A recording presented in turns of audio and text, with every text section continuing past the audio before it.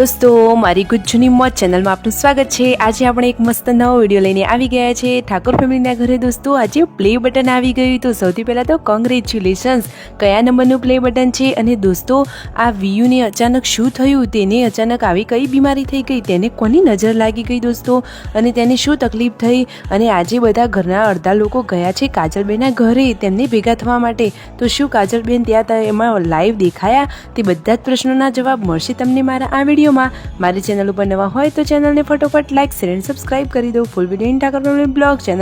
તો ચાલો દોસ્તો વિડીયોની શરૂઆત કરીએ। તો દોસ્તો સવારમાં જુઓ બચ્ચા પાર્ટી ઉઠી ગઈ છે। ગુડ્ડુ અને જેન્સી બંને બ્રશ કરી રહ્યા છે અને યશવી તો જુઓ મસ્ત મજાના રમકડાના ઘરમાં રમી રહી છે।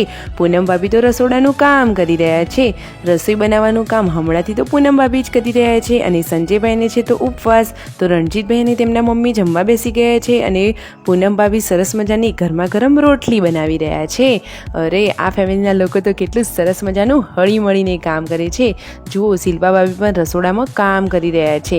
હવે પૂનમ ભાભીનો વારો આવ્યો છે વાસણ માંજવા માટેનો, અને શિલ્પા ભાભી રસોઈની તૈયારી કરી રહ્યા છે। અરે દોસ્તો ઘરમાં આટલા બધા લોકો રહેતા હોય તો રસોઈ અને રસોડાનું કામ પણ જાજુ હોય ને, સાચી વાત ને। અને સંજયભાઈ લાવ્યા છે આ જુઓ ખેતરના દેશી અને નાના નાના કારેલા।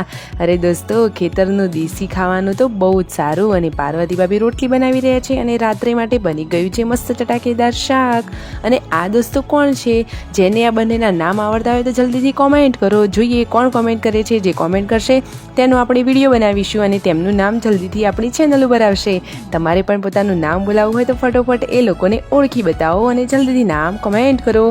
બચ્ચા પાર્ટી તો જુઓ સવારે હવે સ્કૂલ જવા માટે રેડી થઈ ગઈ અને તેમને લાવવા માટે ગાડી આવી ગઈ। મિતાંશ તો સવારે ઉઠી ગયો છે અને યશવી પણ એકદમ ખુશખુશાલ છે। હમણાંથી યશવીને તો માથાની હેરસ્ટાઈલો બાકી જોરદાર લેવામાં આવે છે। હવે જુઓ આ બધા લોકો ક્યાં જઈ રહ્યા છે, તો દોસ્તો રક્ષાબંધનનો પહેલો તહેવાર આવી રહ્યો છે, તો તેમના મમ્મી પપ્પા ને પાર્વતી ભાભી શિલ્પા ભાભી બધા લોકો કાજલબેનને ભેગા થવા માટે જઈ રહ્યા છે તેમના ઘરે। અને પૂનમ ભાભી ઘરે રહ્યા છે તો તેઓ ગયા છે કૂએ પાણી ભરવા માટે। જુઓ યશવી તો રાકેશભાઈ જોડે કેવી મસ્તી કાઢી રહી છે। રાકેશભાઈ તો હવે બીજા દિવસે સવારે નાસ્તો કરવા માટે બેસી ગયા છે। યશવી તો બની ઠનીને રેડી થઈ ગઈ છે, એકદમ ક્યુટ, એકદમ પરી લાગે છે। ખબર નહીં એને કોની નજર લાગી ગઈ દોસ્તો, એ તો જુઓ કેટલી સરસ હસતી ખેલતી હતી ને અચાનક તેને શું થઈ ગયું। બચ્ચા પાર્ટી તો સ્કૂલમાં જઈને હવે ઘરે આવી ગઈ છે। અરે બાળકોને તો તેમના વજન કરતાં તો બેગનું વજન વધારે છે। અને આ બંને બહેનો જેન્સુ અને યશવી અને વીયુ બધા જ લોકો કેવા હળી મળીને રહે છે ને મસ્તી પણ કાઢે છે। દોસ્તો જમવાનું પૂનમ ભાભીએ બનાવી દીધું છે।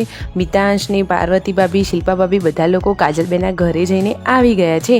અને દોસ્તો આ રહ્યું પ્લે બટન। કોઈને ખબર છે તેમના ઘરે કયા નંબરનું આ પ્લે બટન આવ્યું? જેને ખબર હોય જલ્દીથી કોમેન્ટ કરો। તેમને કોંગ્રેચ્યુલેશન્સ, તમે પણ ફટોફટ તેમને કોંગ્રેચ્યુલેશન્સ કહેવાનું ભૂલતા નહીં। જુઓ રણજીતભાઈ તો ચાલ્યા ગાંધીનગર જવા માટે, અને જુઓ મગફળીઓ શેકાઈ રહી છે।